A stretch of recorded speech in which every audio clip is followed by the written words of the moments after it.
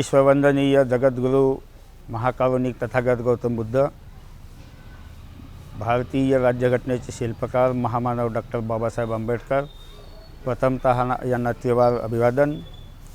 तसेच या धम्मप्रवासामध्ये आमचे प्रथम गुरु, ज्यांनी आम्हाला धम्माच्या मार्गावर आणून धम्माविषयी अनेक सखोल माहिती आम्हाला त्यांच्या सानिध्यामध्ये मिळाली। ते मागील 2 वर्षामध्ये 2 वर्षापूर्वीच कोरोनाच्या काळामध्ये त्यांचं देहांत झालं आणि त्यांच्या मार्गदर्शनामध्ये धम्माच्या विषयी आम्हाला सखोल ज्ञान मिळालं असे आमचे गुरु आदरणीय कालकथित भंते कृपाशरण महास्थवीर। गेल्या 2 वर्षापूर्वी त्यांचं याच विहारामधून त्यांचं निधन झालं।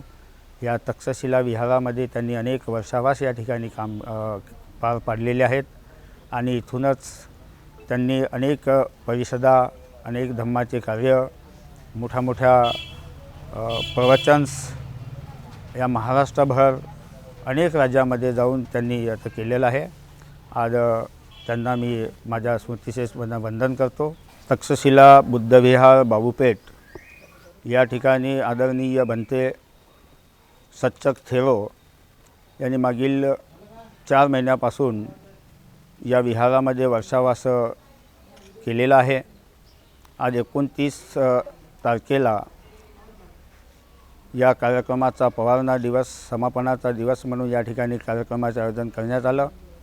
या समापनाच्या कार्यक्रमानिमित्त मी संजय खोब्रागडे आणि माझा परिवार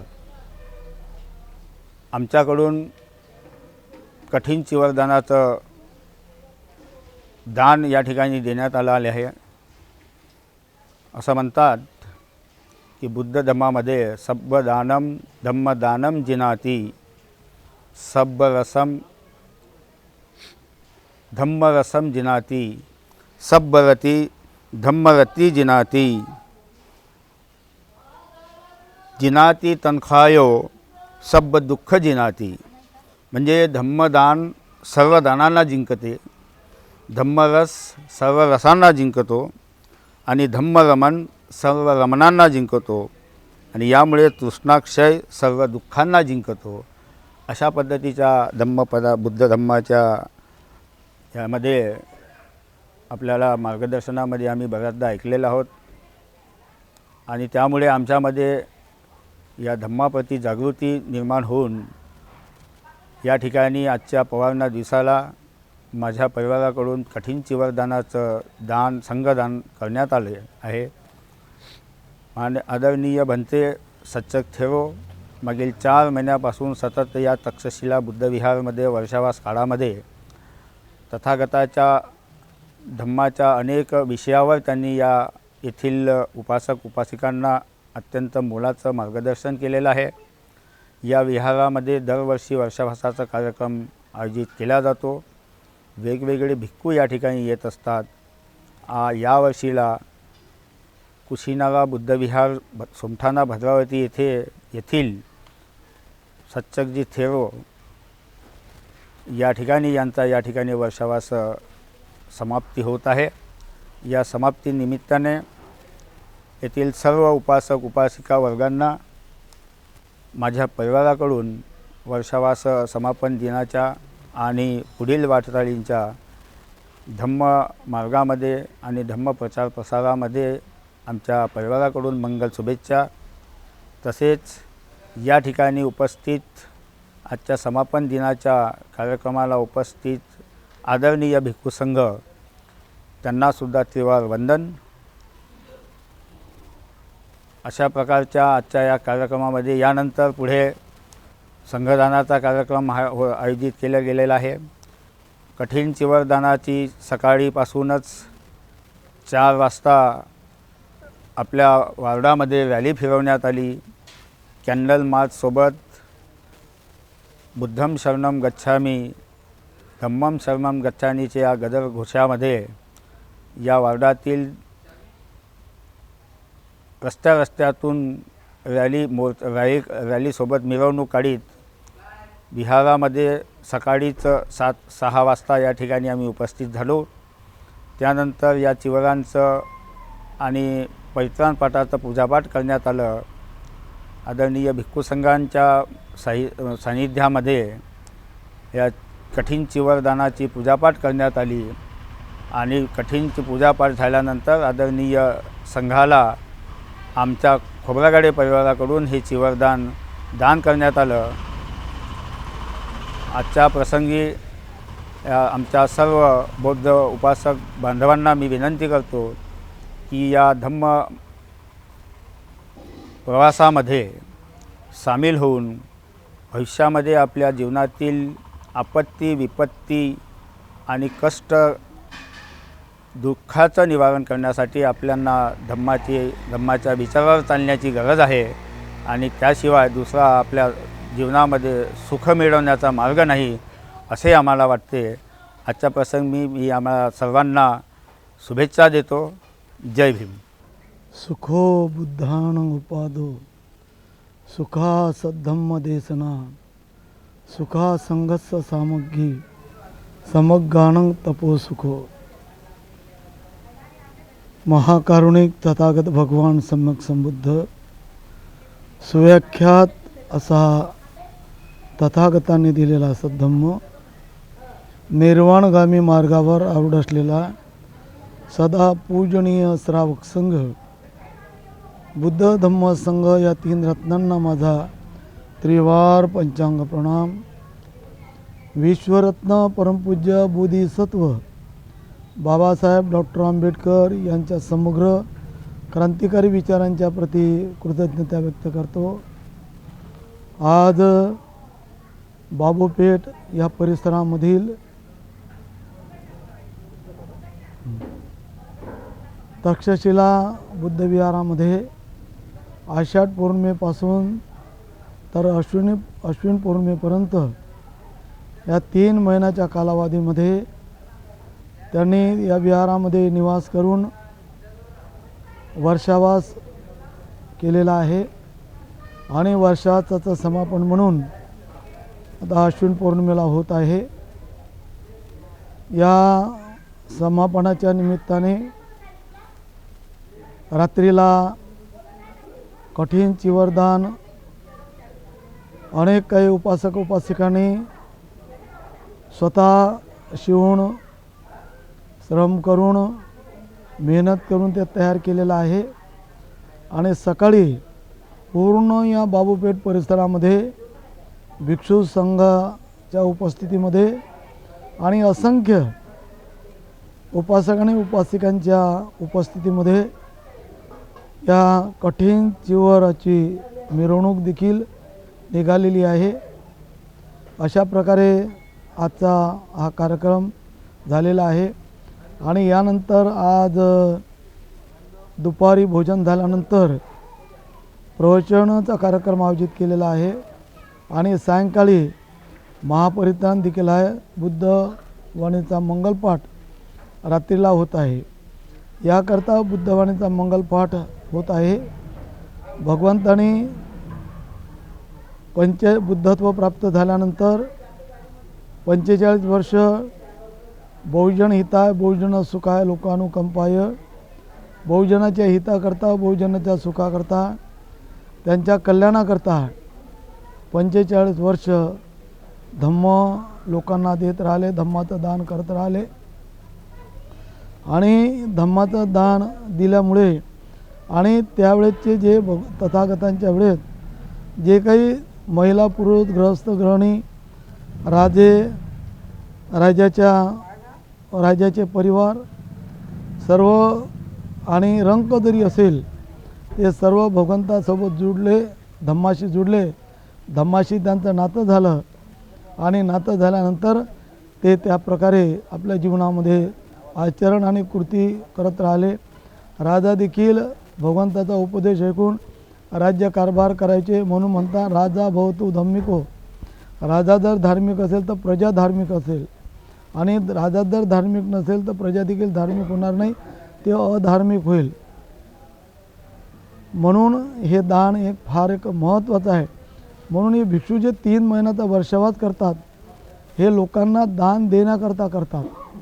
आता मला थोडंसं ऐकायला आलं की दानाचं महत्त्व काय आहे. सब्बदानं धम्मदानं जिनाती.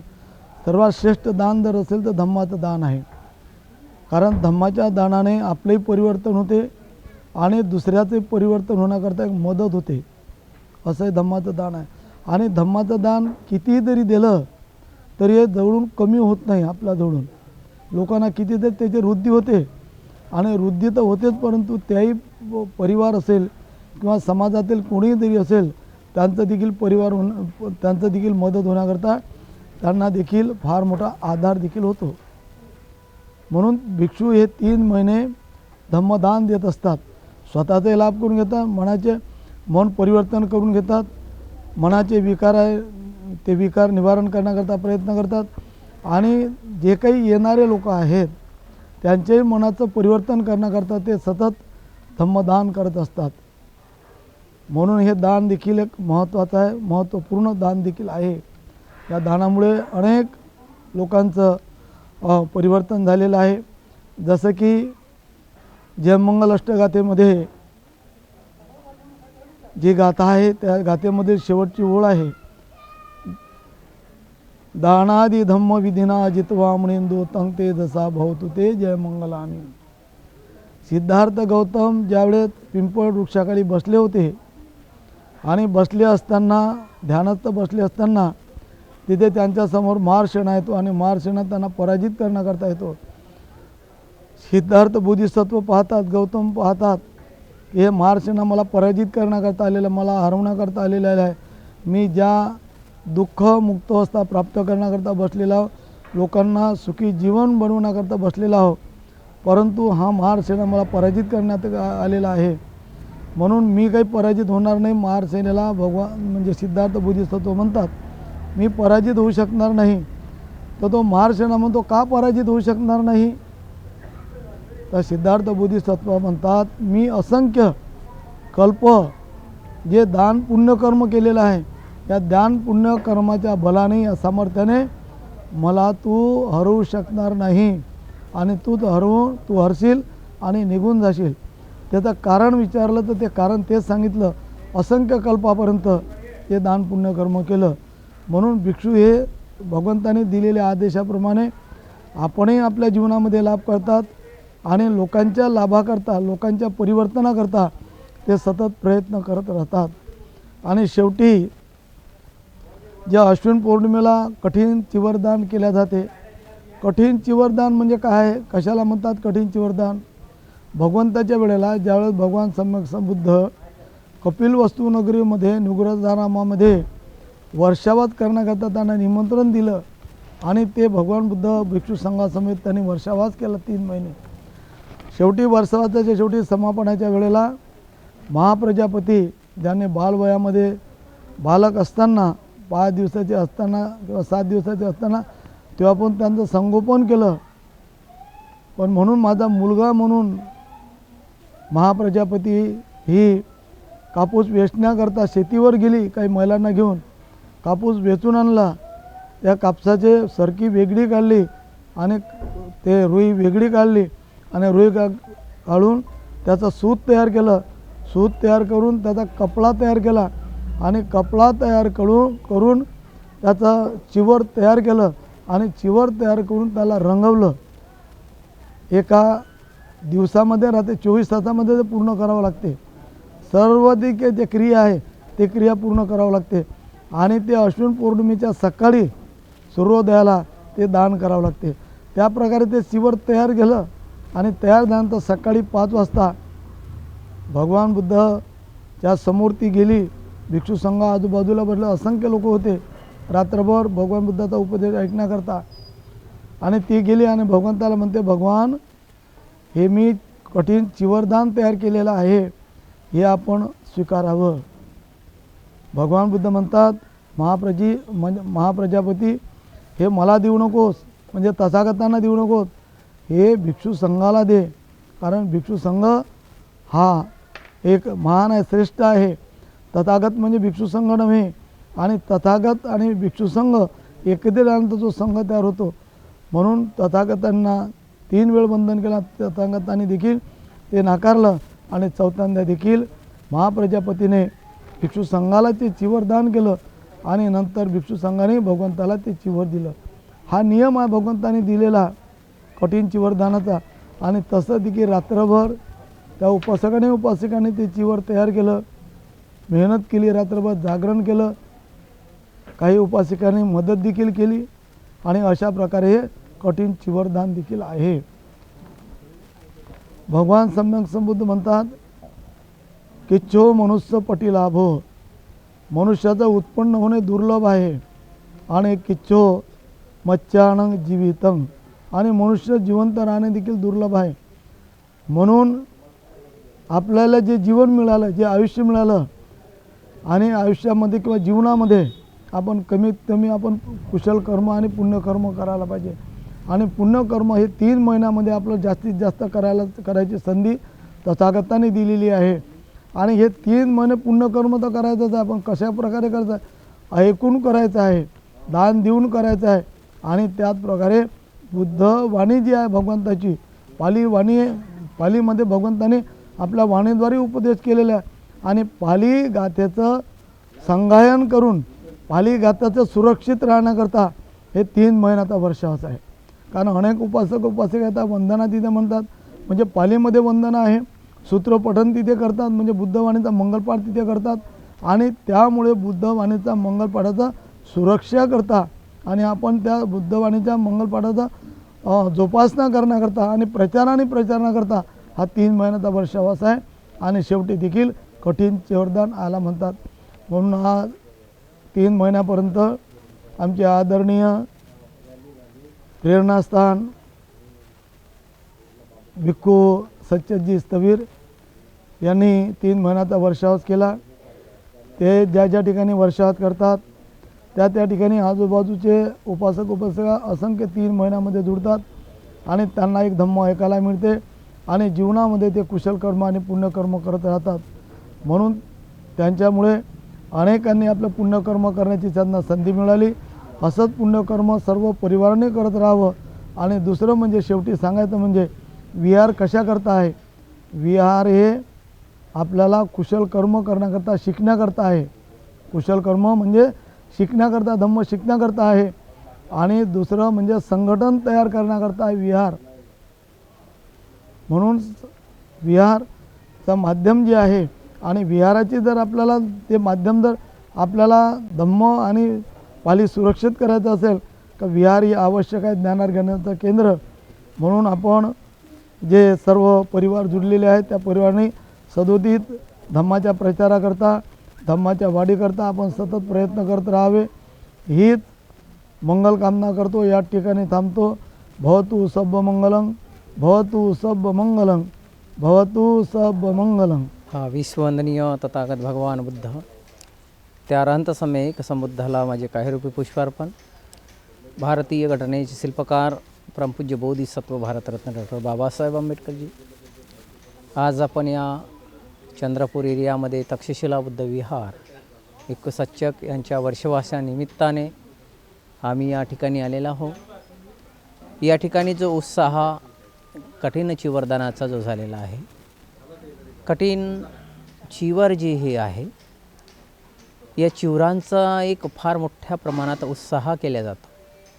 थायलंड, जपान किंवा इतर ठिकाणीसुद्धा आजही जी प्रक्रिया आहे, प्रक्रिया म्हटल्याच्या नंतर की ज्या प्रकारे कापूस आणणे, त्यामधली रुई वेगळे करणे, सरकी वेगळी करणे आणि त्या रुह्यापासून धागा बनवणे, धाग्यापासून कलर करणे, कपडा बनवणे, काटणे, एक कठीण प्रक्रिया आहे आणि म्हणून त्याला कठीण चिवरदान अशा पद्धतीचं म्हटलं जातो.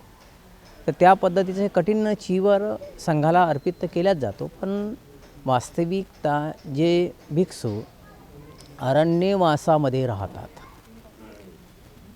आणि अरण्यवासामध्ये असल्यामुळे एक त्यांचीसुद्धा कठीण परिस्थिती असतो. त्या कठीण परिस्थितीला अनुसरून उपासकसुद्धा ठरवतात की आम्हाला कठीण चिवरदान कोणाला द्यायचं आहे, की खरोखरच या भिक्षूंमध्ये शील, सदाचार, समाधीचा अभ्यास आहे, एकाग्रता आहे, अभ्यास परिपूर्ण आहे. तेव्हा त्यांच्या मनामध्ये तो एक उत्साह जागतो.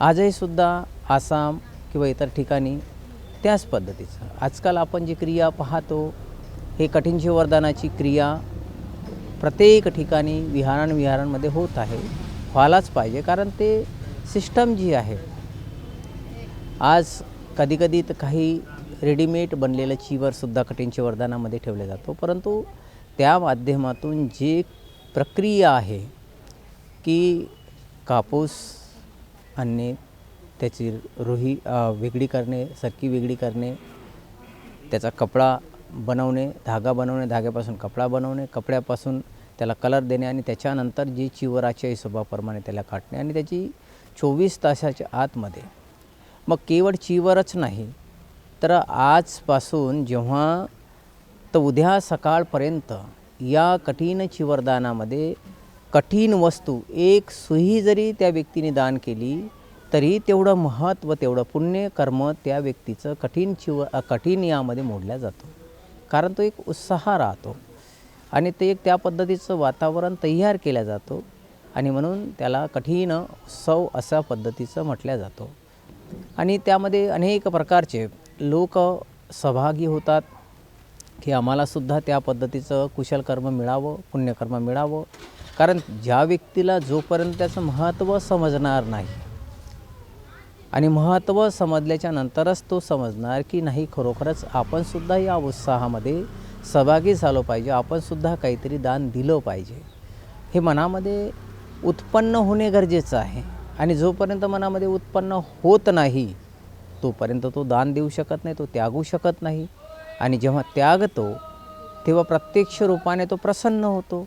आणि जोपर्यंत तो प्रसन्न होत नाही, प्रसन्न न होण्याचे कारण म्हटलं म्हणजे जी विचिकित्सा मनामध्ये असतो की असं होऊ शकतो का, असं होणार का, अशा अनेक प्रकारच्या मनामध्ये विचिकित्सा उत्पन्न होतो. परंतु दान देते वेळेस ही विचिकित्सा जी आहे दूर करावं लागतो. आणि विचिकित्सा जेव्हा दूर करतो तेव्हाच तो प्रसन्न होईल आणि प्रसन्न मनाने केलेलं जे काही दान आहे ते एक विशेष फलदायी होत असतो.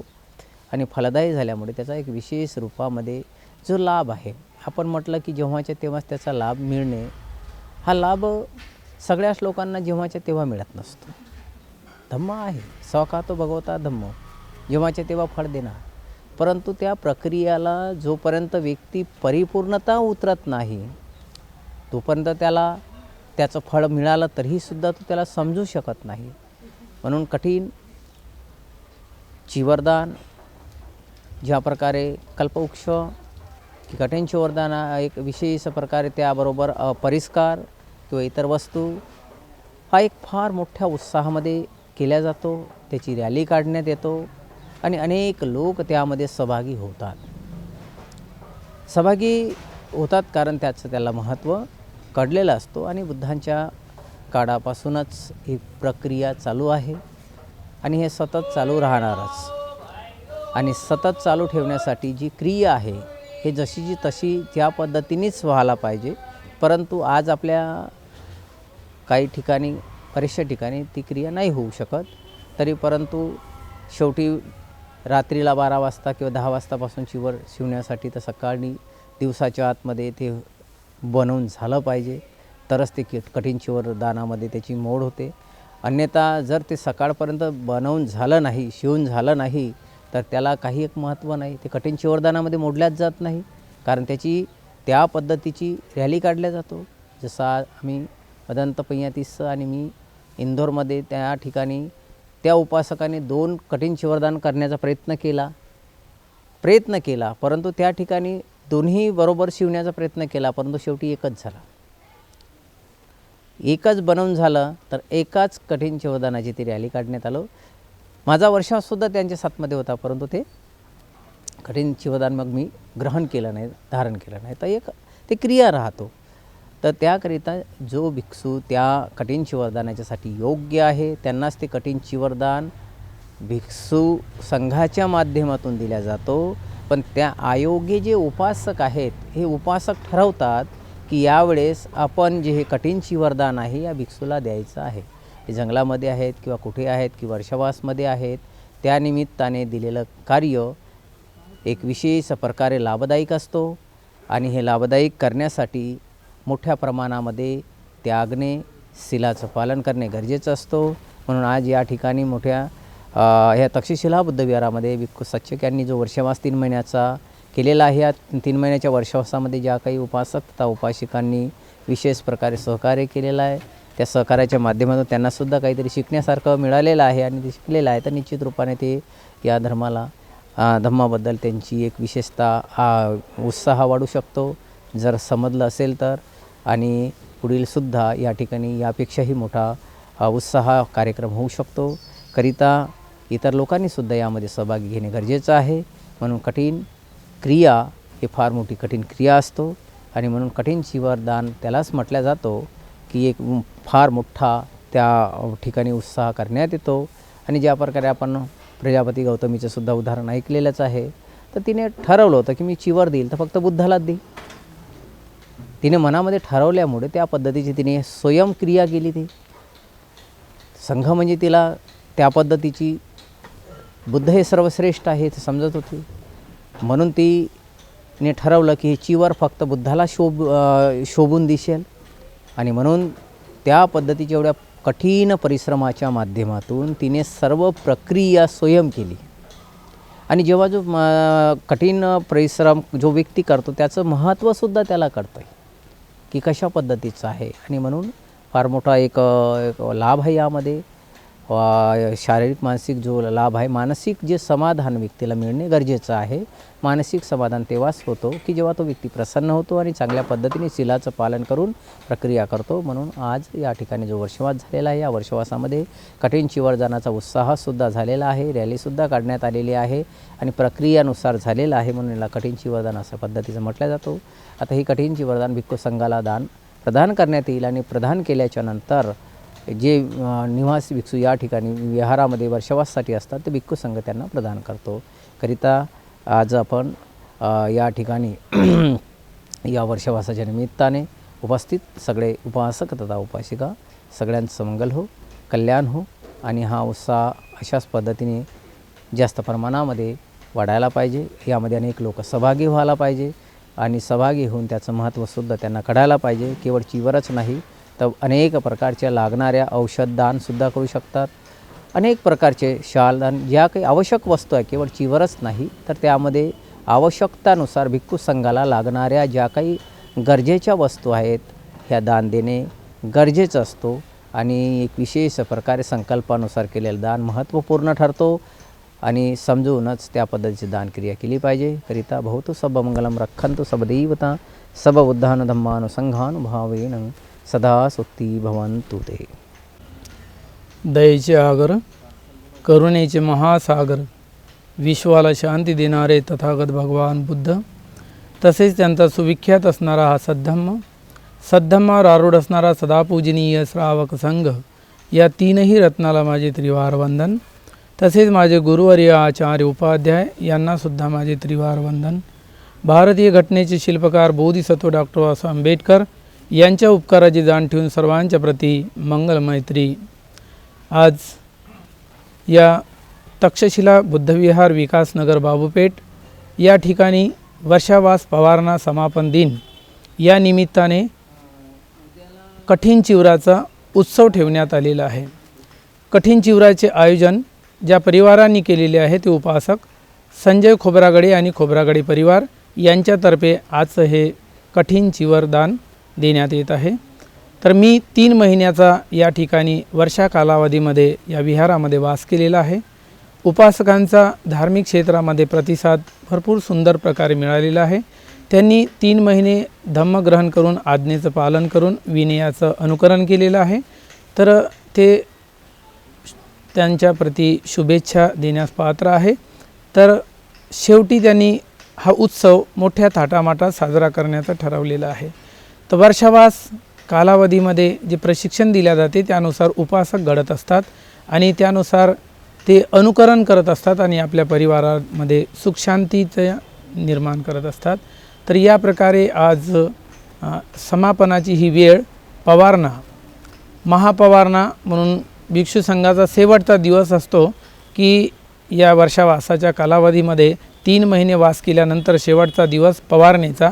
या पवारणीच्या दिवशी तो शेवटच्या दिवसाला बंधनातून मुक्त होतो. जे भगवान बुद्धाचे बंधन आहे 3 महिने एकाच विहारात राहायचं, फक्त 7 दिवसाकरिता कुठेही जाण्याची मुभा आहे, परंतु ते काही प्रसंग दिलेले आहे, त्या निमित्ताने 7 दिवस कुठे वास करता येतो. गुरुजनाच्या तब्येतीकरिता, महत्त्वाचं संघाच्या कामाकरिता, भिक्खू भिक्खुनीच्या कामाकरिता, जे श्रद्धावान उपासक आहे त्यांच्या कामाकरिता, असं 7च दिवसाचं भगवान बुद्धांनी 7 दिवसाची अनुमती दिलेली आहे.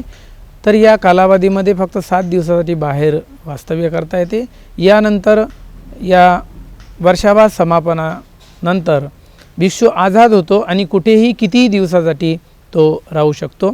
तर वर्षावास संपल्यानंतर समापनाची ही वेळ, पवारणीची वेळ येतो. तर यावेळेस पवारणीच्या निमित्ताने उपासक लोक एकत्र येऊन कठीण परिस्थितीमध्ये एक चिवर निर्माण करतात आणि ते चिवर पूर्वीच्या काळी कठीण परिस्थितीमध्ये निर्माण केल्या जात होतं, परंतु परिस्थिती बदलली आहे.